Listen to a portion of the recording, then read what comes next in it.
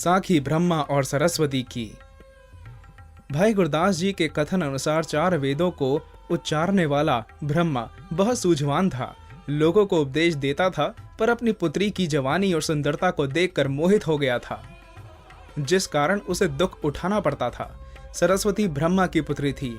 वह बहुत ही सुंदर और जवान थी। एक दिन सुबह सरस्वती नदी से स्नान करने आई। सूर्य की सुनहरी किरणों ने उसके कुंवारे गुलाबी चेहरे को और चमकाया हुआ था। अचानक ब्रह्मा जी खड़े खड़े उसकी ही तरफ देखने लग गए। उनका दिल बदल गया। उनके मन में इस दशा को जानकर सूझवान सरस्वती ने अपना मुख दूसरी तरफ कर लिया। ब्रह्मा जी उस तरफ देखने लग गए। इस तरह सरस्वती चारों तरफ घूमी। ब्रह्मा के 4 मुंह हो गए। सरस्वती ऊपर उड़ गई तो ब्रह्मा ने योग बल से तालू में आंखें लगा ली। वह किसी कीमत पर भी सरस्वती को आंखों से ओझल नहीं होने देना चाहते थे। यह देखकर भगवान शिव जी बहुत दुखी हुए। उन्होंने आगे बढ़कर ब्रह्मा का 5वां सर, जो तालू के साथ था, धड़ से उतार कर फेंक दिया तथा ब्रह्मा को पुत्री भोग के पाप से बचा लिया। कर्ण की कथा। कर्ण वास्तव में 5 पांडवों की माता कुंती का ही पुत्र था, पर माया के चक्र और कुंती की तपस्या के कारण पांडवों को इसका ज्ञान न था, क्योंकि जब कर्ण का जन्म हुआ था तब कुंती अभी कुंवारी थी। कर्ण के जन्म की कथा इस प्रकार बताई जाती है। कुंती जब माता पिता के घर थी तो उसने दूरभाषा ऋषि की खूब सेवा की। ऋषि ने इसको कुछ मंत्र आहवान बताए और कहा कि कोई मंत्र पढ़कर किस चीज की इच्छा की पूर्ति की कामना करोगी वह पूर्ण होगी। एक दिन कुंती सूर्य देवता के दर्शन करने के लिए ऊपर राजमहल की छत पर गई। सूर्य की सुनहरी किरणों और उसके बल प्रताप को देखकर उसके मन में आया कि सूर्य देवता यदि मेरे पास मानव रूप में आए तो देखूं वह कितने बलवान और सुंदर हैं। यह विचार कर उसने दूरभाषा ऋषि के बताए हुए मंत्रों में से एक मंत्र को पढ़ा। सूर्य एक सुंदर युवक के रूप में कुंती के पास आ खड़ा हुआ। यह देखकर कुंती सहम गई। भयभीत होकर प्रार्थना की कि सूर्य देवता आप वापस चले जाएं, पर सूर्य वापस ना गया। उसने कुंती के साथ भोग किया। कुंती कुंवारी ही गर्भवती हो गई, पर दूसरे मंत्र पढ़ने के योग से उसका गर्भ प्रकट ना हुआ। जब बालक ने जन्म लिया तो उस बालक को कुंती ने नदी में बहा दिया। बहता हुआ बालक कौरवों के रथवान के हाथ आ गया।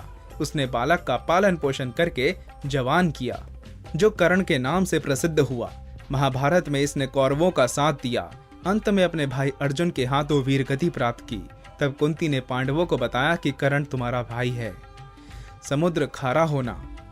यह आम सवाल है कि जिस समुद्र में से अमृत, कामधेनु, लक्ष्मी, कल्प वृक्ष, धन्वंतरी, वैद्य आदि कई तरह के बहुमूल्य पदार्थ निकले, वह क्षार क्यों है? कहते हैं कि अगस्त मुनि के क्रोधित होकर एक बार सारे सागर के पानी को 2.5 चुलियों में पी लिया था। जब जल पी लिया गया तो जितने जलजीव थे वह तड़पने और पुकारने लगे कि क्या हो गया, वह किसके सहारे जीवित रहेंगे। प्रभु ने तब अगस्त को प्रेरणा की कि पेट में कैद किए गए सागर को पहले की तरह स्वतंत्र कर दो। भगवान के कहने पर अगस्त ने पेशाब किया।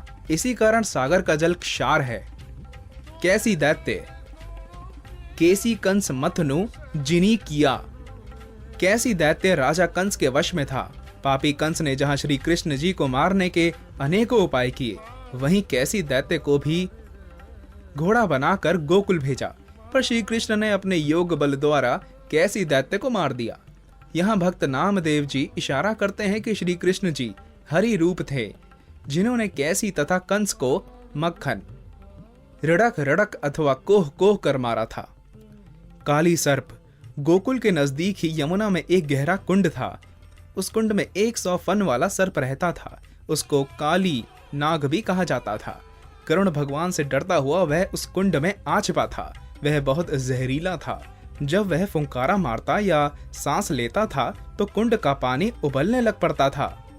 इसी कारण उस कुंड का नाम काली कुंड पड़ गया था। उसका जल दूषित हो गया था।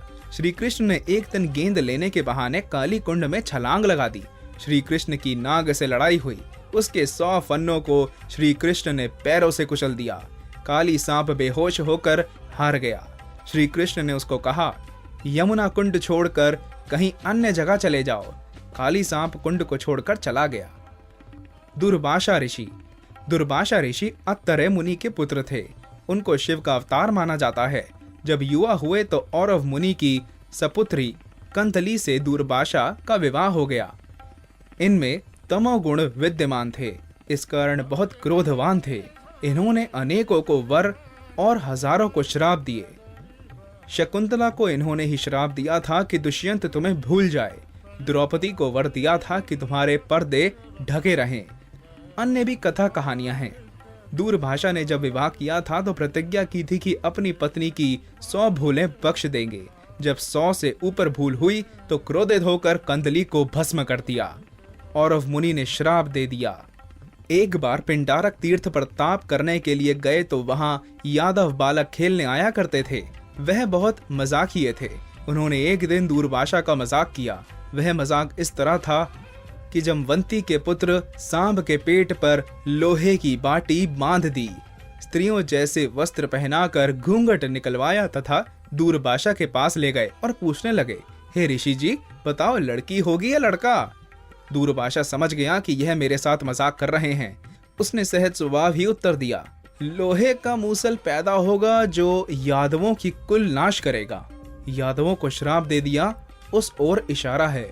दूरभाषा के श्राप से यादव यह फल पाए। इस तरह दूरभाषा के श्राप से यादवों की कुल नष्ट हो गई। 18 पुराण।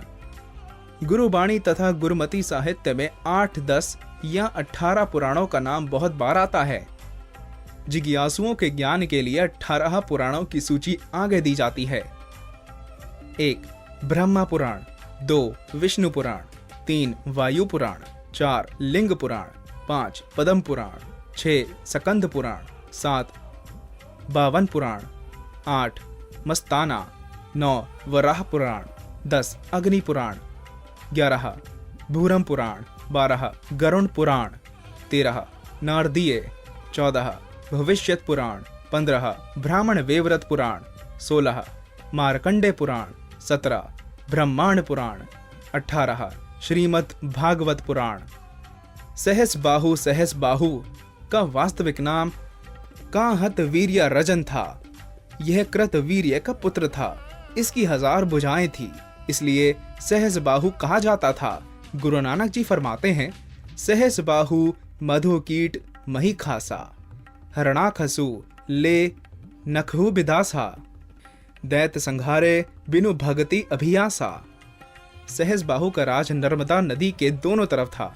एक दिन कहते हैं कि सहस बाहु नदी में स्नान कर रहा था कि 1000 भुजाएं फैलाकर इस नदी के जल को रोक लिया। जल इकट्ठा होकर ऊंचा होने लगा। पानी ऊंचा होकर नदी किनारे खेतों तथा जंगलों में फैलने लगा। एक वन में रावण भक्ति कर रहा था। पानी उसके नीचे चला गया। सहस बाहु ने उसको जकड़कर बंदी बना लिया। इसी सहस बाहु ने जमदंगिनी को मारा था। रक्त बीज एक ऐसा दैत्य था कि इसके रक्त की जितनी बूंदें धरती पर गिरती उतने ही दैत्य उत्पन्न हो जाते थे। कहते हैं कि राजा निशुंभ की लड़ाई देवी माता दुर्गा से हुई तो रक्त बीज उससे शुंभ निशुंभ की तरफ सेनापति था।